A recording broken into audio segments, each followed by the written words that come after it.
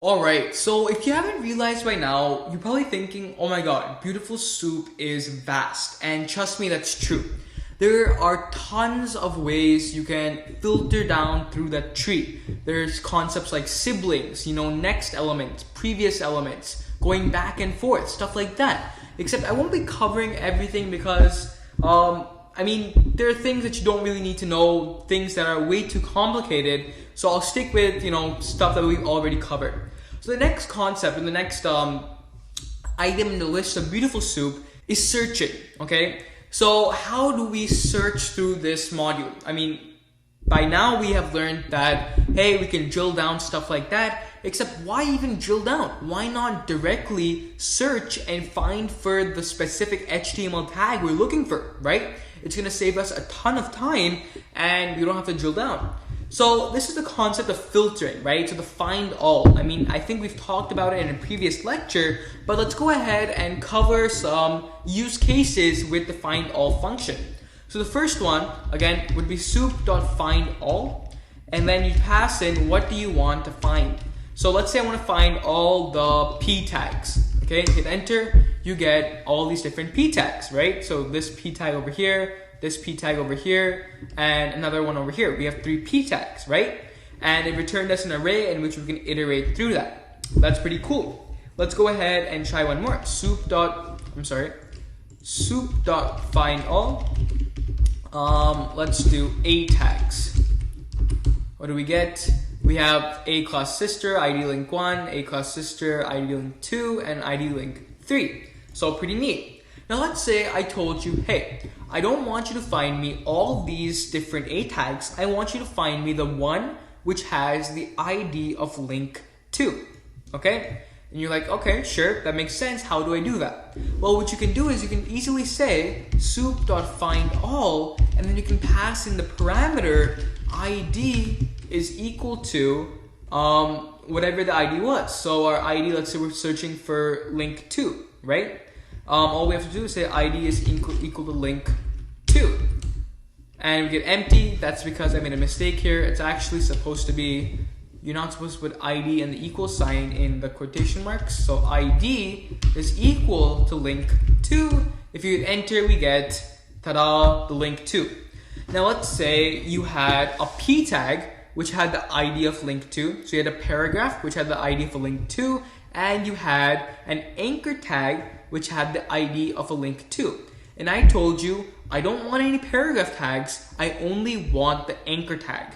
So the way you can do that is using our function up top, ID is equal to link 2, and you're searching for an a tag, okay? So a comma ID is equal to link 2, and what does that do? It returns us the only match which has an anchor tag and the ID of link 2. So by now I think you're realizing, hey, there are a lot of different ways to search in the Beautiful Soup module. Now, other things we can do, suppose we want to find all the tags that start with B, okay? To do that, we need to import the re module again. And the way this is going to work is, let's say, right, so all the tags that start with B. So for tag in soup.findAll, and now we're going to use a re function here, re.compile. And basically what re.compile does is searches for everything that starts with B. To do that, re.compile the arrow key, the alligator mark, and B. So for tag in soup.findAll re.compile B, all we have to do now is just say print tag.name. Okay? Put that in quotation not quotation marks, but brackets, and hit enter. What happens? We get body and B. So take a look at how this code worked. For tag in soup.findAll, again, it's going to search through the whole Beautiful Soup. We're searching for any sentences, or we're compiling through that whole document to search for anything that starts with the letter B. So this signifies that we're searching for the starting of B, okay? And then all we're doing is we're printing the tag.name. We got body and we got B. So pretty cool, right? Now, let's say you wanted to search for anything that had the letter T in it, okay? So go ahead and bring this down.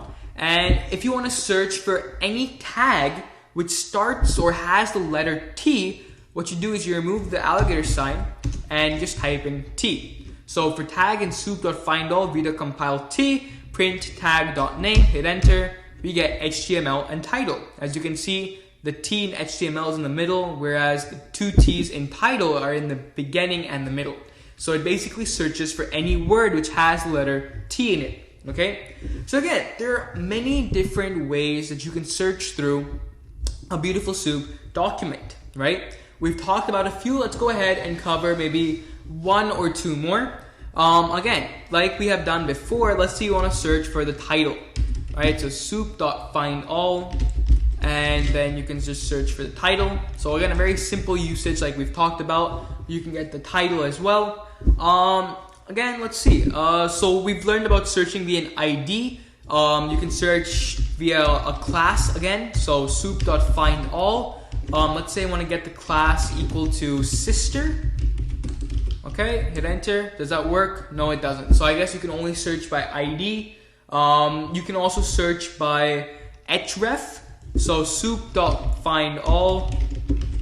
Over here, you can say Href is equal to read.compile, and let's say we want to search for Elsie.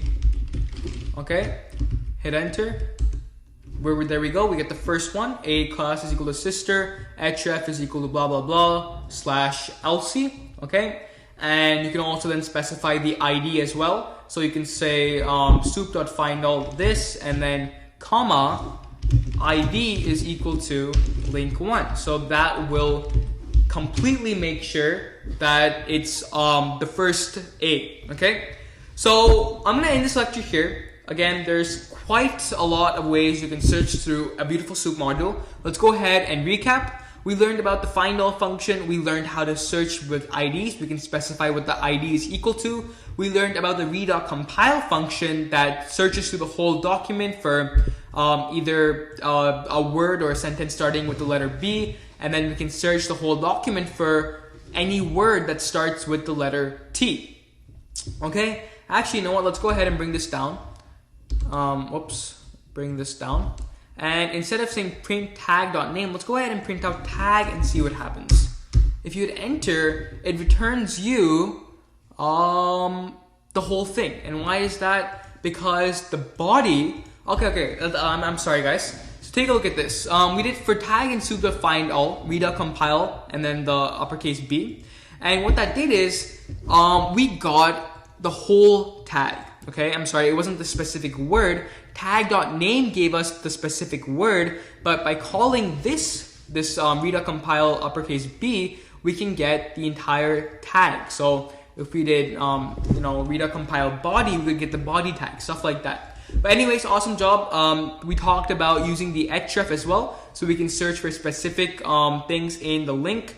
And again, we did another example of ID. So awesome job, guys. This again was a quick ways to search through a Beautiful Soup document and get the specific things you require.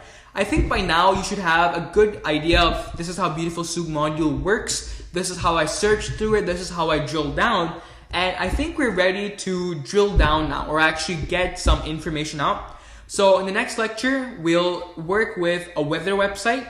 I know we've already done weather in the module, but let's go ahead and do it again and see if we can get the data that we require. See you in the next lecture.